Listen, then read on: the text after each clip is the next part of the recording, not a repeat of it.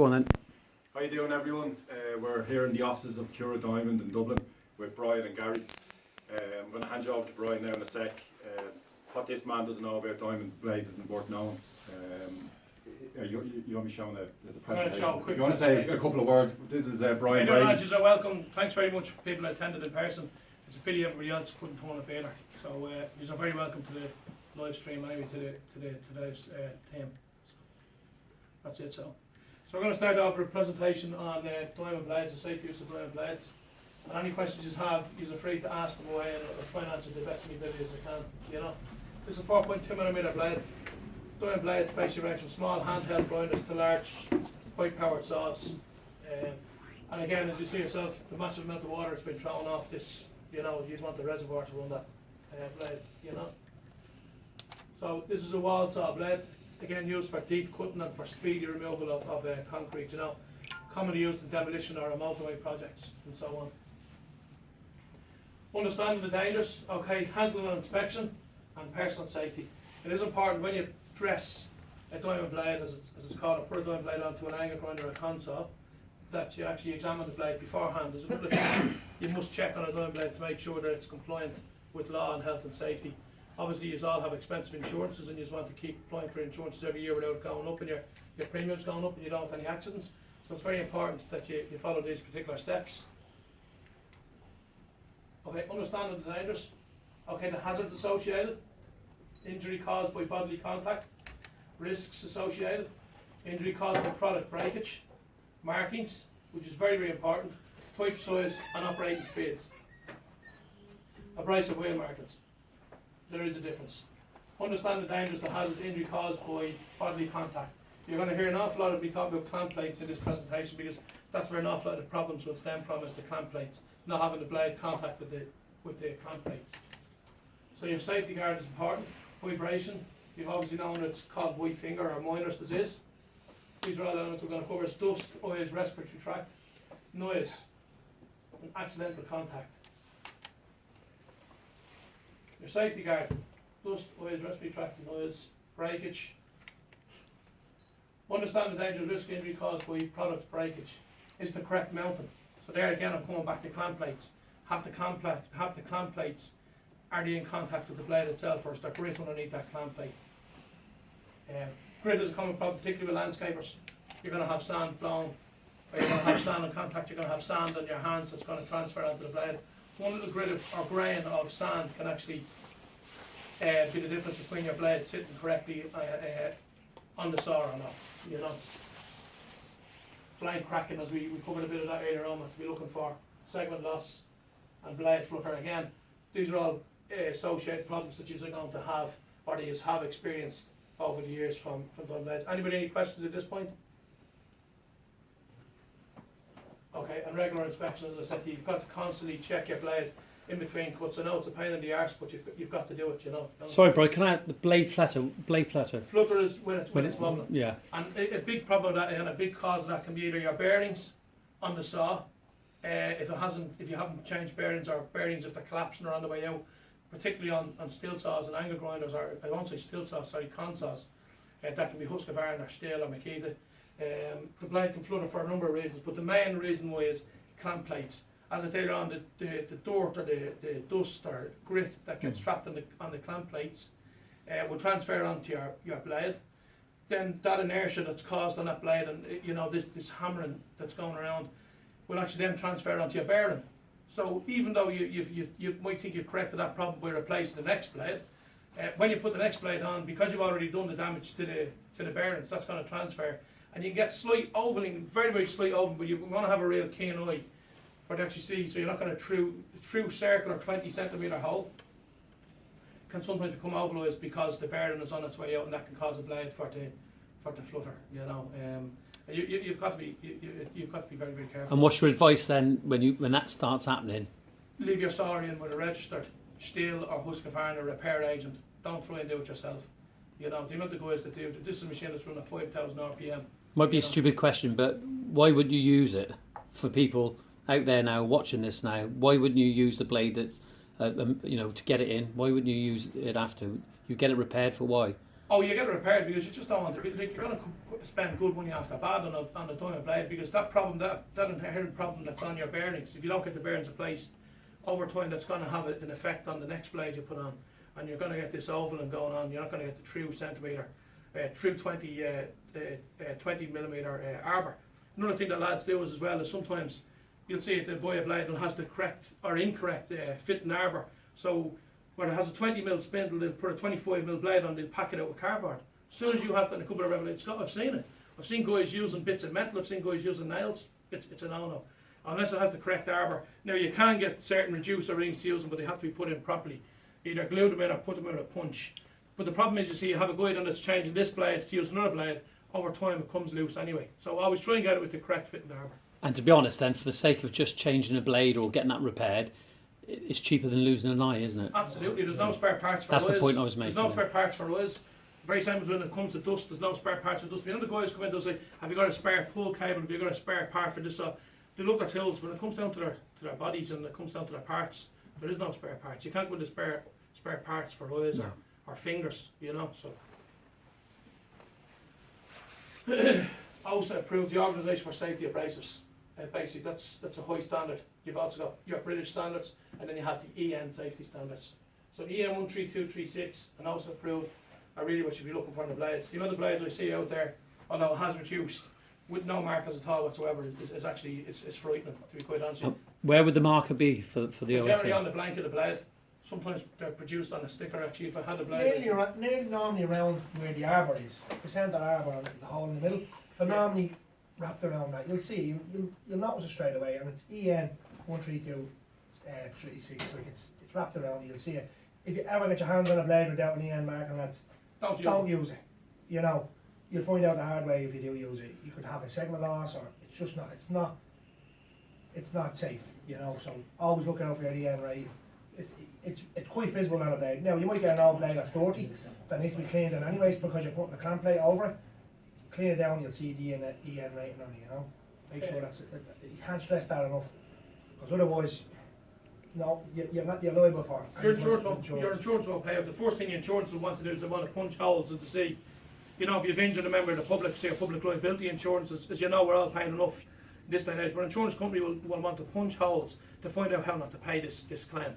I suppose there's a lot of guys out there, they've got a couple of labourers working for them, not exactly legitimate, Casual labourers, yeah. and what's going to happen is, if something's going to happen to them, it could have a detrimental effect Yeah. on the contractor. And these casual labourers, they don't care about loyalty, really. They just want a paycheck at the end of the day, you know. Another thing you shouldn't do with a diamond blade as well is side grind. If you're cutting, for instance, at a particular angle, you know, you've got to be careful, and you've got a slight little sliver left of that material that didn't cut correctly. You get guys and they come and they side grind with a console. You shouldn't do it.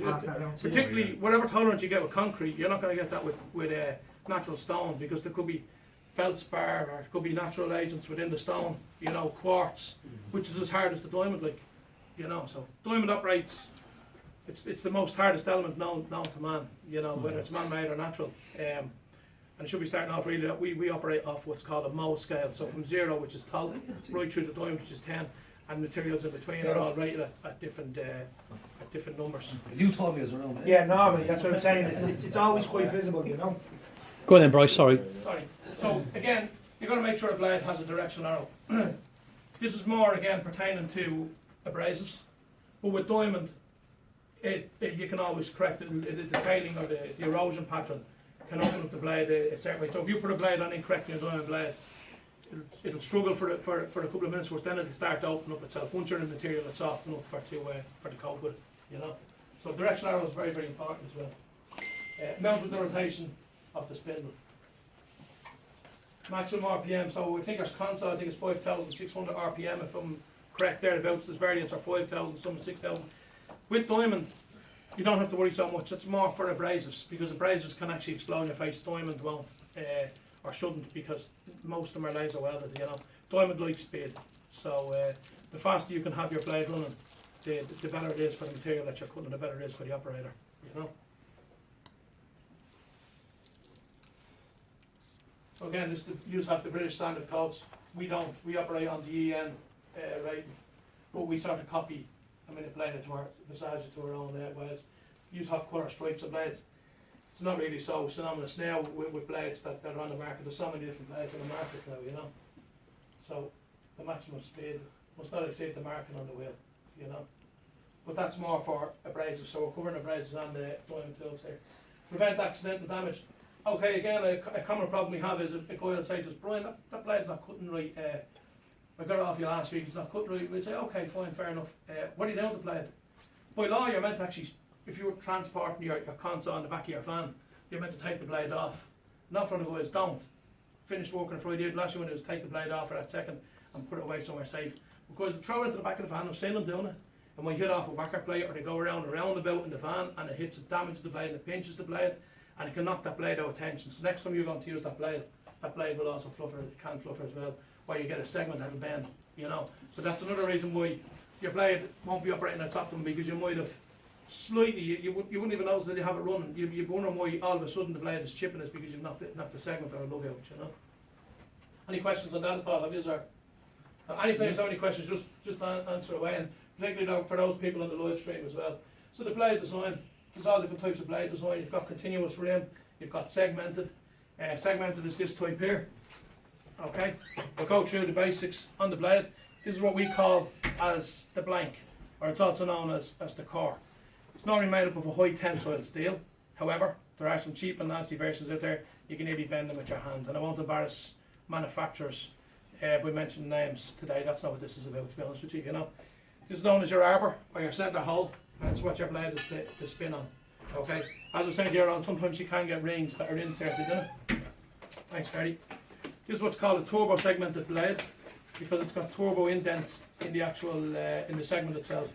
The segment is designed to hold the diamond, so the diamond does the cutting.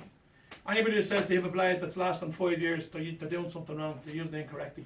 The blade is designed to wear down, to expel the diamond that's done the cutting, to expose another layer of diamond, and that's what diamond's all about, you know. I hate to hear people saying they had a blade 3 or 4 years. They're not either doing the work, or they're cutting the wrong material for the blade, and they don't realise. But over time, they're going to transfer that vibration to their hand. You know, you match the blade to the material that you're cutting. So just to go on the technical aspects, so this here is known as your segment. This here is known as your lug, and this part in between is called your gullet. Now, to get technical again, this is what we call a keyhole gullet. Okay, see the keyhole gullet, and that's designed to allow wafts of air in to keep the blade cool. So you don't necessarily need water to keep the blade cool. You're better off to use a blade on a fully on dryer. If you're using water, you need 15 litres per minute to run this. So anybody that's using the water pumps this will be very common for them. They wonder why they're not getting the life out of the blade. That slurry that forms around that abrasive paste sits around its material you've just ground, plus particles of the diamond and the metal that's holding this. It's a very abrasive paste, and it cuts back the blade by up to 40%, which is massive figures. So if you use the blade, either use it on dry, if you're worried about dust, and use a dust extraction or a mask. When the guys will pull up to and you can't identify them, and the guys are dealing with on a fortnightly or a monthly basis, and they're covered in dust. You know, they don't realise the dangers and the hazards associated with concrete products when you're processing them in the dust, and the cancerous properties that's within the silicon carbide. So either use dust suppression by either the water pump, which is great, but you're going to sacrifice the life of your blade. I'm not as fat as him, and I don't have a white beard, but I come prepared to give sweets. So, Brian, would you say then is a hose pipe, a connection off an hose From pipe, a hose pipe is better? It's perfect, because it's flushing away the waste material. Also, you'll find when you're using these pumps, that the slurry sits around. You probably spend a half an hour clearing the footpath or the area that you're doing. So if you're using it from a hose, it's not going to sit around, it's going to go into the drain. And nobody's going to be coming on top of you saying, oh, you're after destroying the place and you're shoveling this slurry down, because you've got the tap running from the proper pressure. Now, some people don't always have an outside tap. So even if you can find a fire hydrant outside on the main street, hire out a pipe, key pipe and stand, and then reduce it down by your hose. You're going to get your 15 litres per minute maximum, which is going to flush away the waste material. You're going to keep the blade cool, you're going to keep dust down, and you're going to clear the footpath. People won't even notice the fact that there's particles going down. It's minimal particles going down into the drains. So just bear that one in mind anyway. So again, this is known as the blank, okay, or the core. This is your segment, okay. This is your lug, this is your gullet, this is your arbor, More importantly, look for EN ratings or OSA approved or your British standards with your stripes. We've all the health and safety pictograms etched into the blade. There are no stickers on this blade because we're not dressing up for our own marketing or whatever and other companies do. And generic brands and so on. It has directional arrow, it has what the blade is used for. There's traceability on this blade right throughout. So just bear that in mind. Just a question for our viewers, Bri, is the depth of the segment of the diamond. Yes, it's 10 mil high. That's 10 mil high. 10 mil high. With our blades, you get 10 mil high from the very top to the very bottom. A lot of companies try and cheapen blades by what you think is 10 mil high. When you examine it closely with a jeweler's loupe or with a magnifying glass, or you'll notice that when you're using it is that the blade will actually stop cutting when it's about 4 mil. They use what's called the technical term diamond-free backing.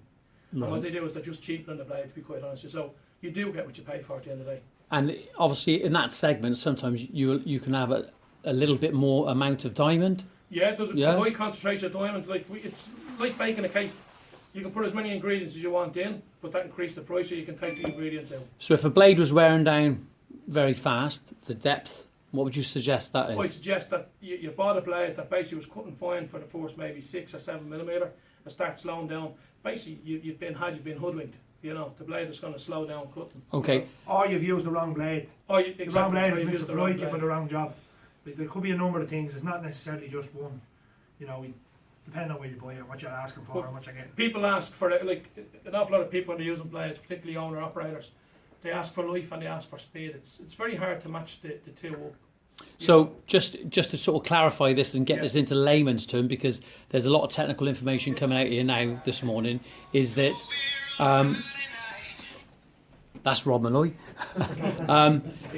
Basically, so running the blade, diamond tip blades like running at fast speed. Yes. Okay. You've also said it's more efficient by running it with water off a tap. Yes, correct. Okay, absolutely. And then obviously you've suggested that sometimes when the blade flutters, yes, that's because of the fitting is not quite correct. Exactly, it's mainly down to the fit. Neither the clamp plate have a grit underneath it. So to summarise, it's either grit on the clamp plate, it's either down to bearings collapsing in your saw or on the way out, or it could be in the grit getting into where your bearings is either. So there's a number of factors that will cause that. Okay. Or it could be that the centre hole isn't eccentric. It's not. Right, and that's not good for good health anyway. No. And the other question, a few things we need to cover is that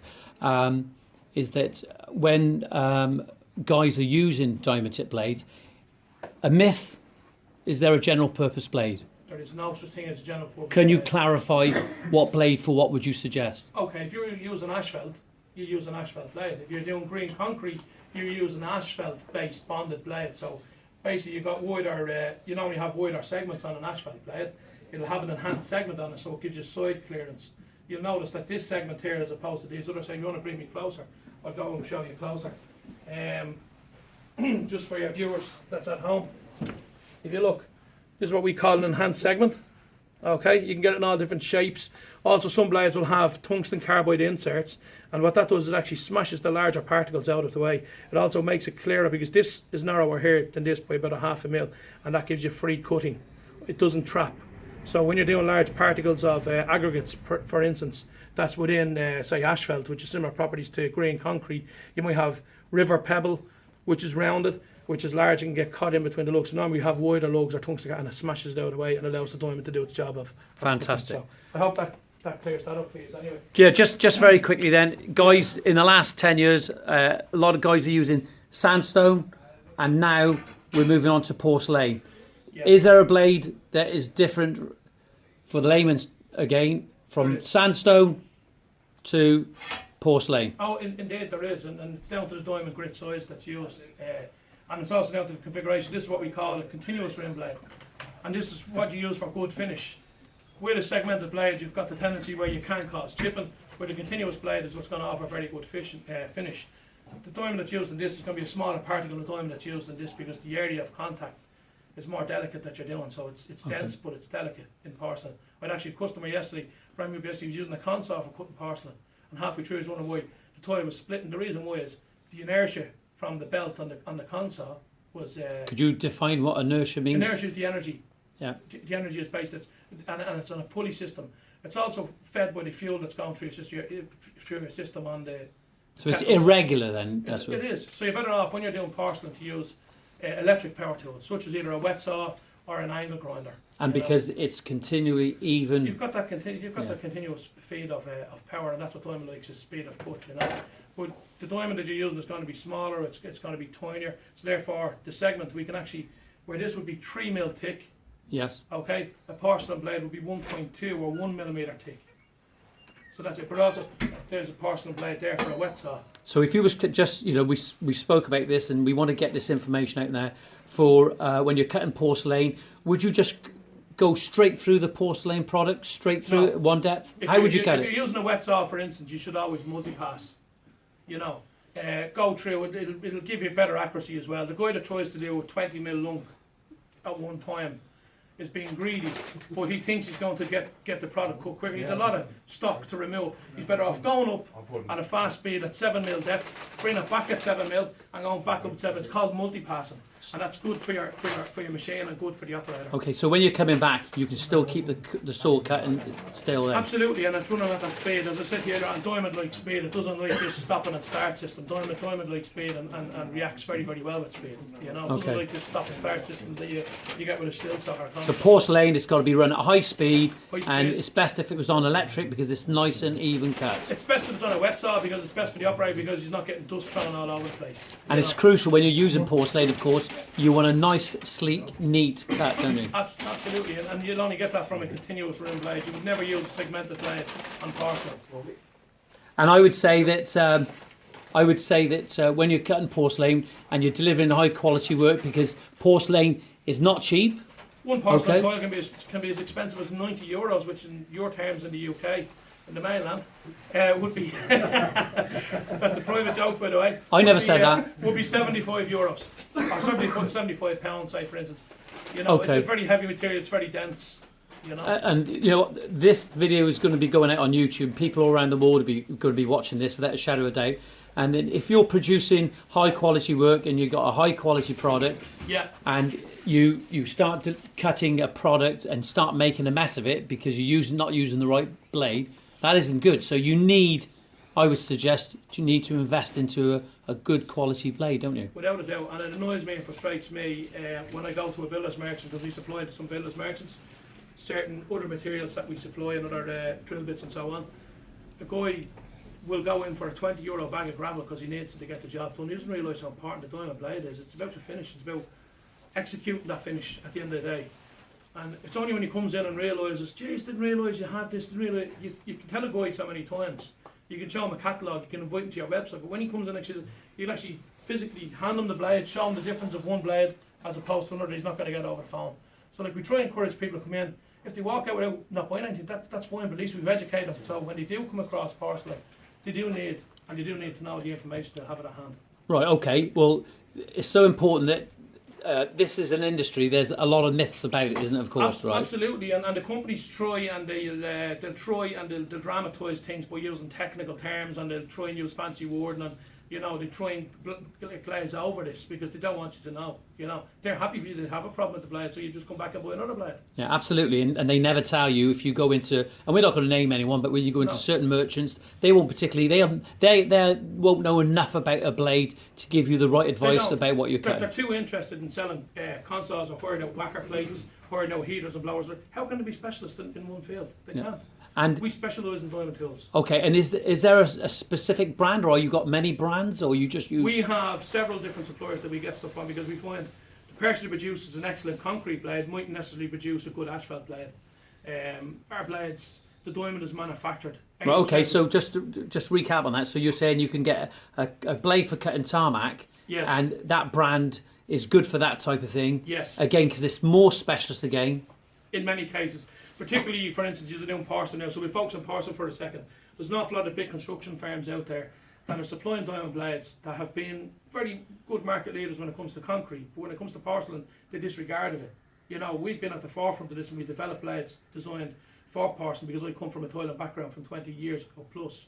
So when you're doing with porcelain, people are panicking now and they're coming on to you, geez, I'm doing this blade, this job, and the blade is panicking, it's not doing the job. So, we've got the largest number of diamond blades available for porcelain for different applications we can advise. So from diameters from 115mm all the way through to 350 and 400mm for putting porcelain on various machines. And like, even if we get a blade in, for instance, with a 25mm centre, we can get that board out to you for 30 if you want. We leave it in with an engineer workshop.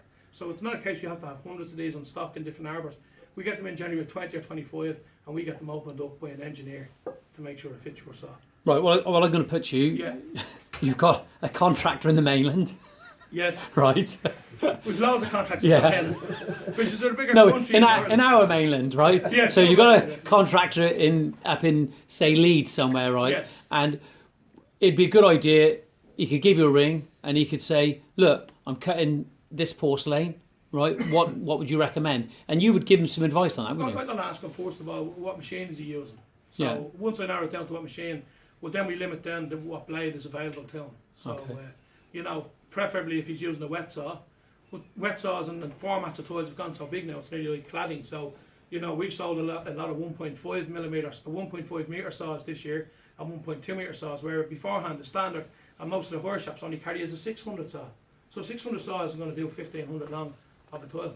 What I was going to say, Bri, is that we're covering a topic here in like literally at the moment 26 minutes, right? Yes. You know, for me, I've been in this industry a long time. I ain't going to say how long, but I know nothing. When I come here now and listen to how you're talking about product and about the material itself, you can't get this information over in a short video, can you? No, absolutely not. No. It's something that's over time. Yeah, and absolutely. So the ideal thing really is Pick that the phone up, give us a ring, pick the phone up, ring us like we're human beings, we'll answer the call and we'll talk to you. We'll take that monkey off your back. The whole idea is you do a landscape, you do what you are good at. You don't need to get into the nitty gritty bits and pieces. But when you have a particular job coming up and you're worried or you're conscious about that you're going to do the right job and get the right fit, give us a ring.